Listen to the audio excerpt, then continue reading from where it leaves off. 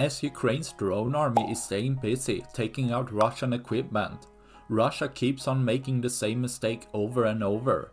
As Ukraine holds vast amounts of precision weaponry, most commonly the FPV drone for closer range, placing several Kamaz trucks next to each other is asking for trouble, as these were fitted with the 2B9 Vasilek automatic mortar gun.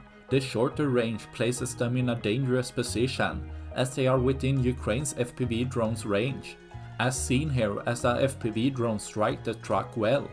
The truck as well as the mortar system burns up, taking out more of Russia's equipment, leaving less for tomorrow.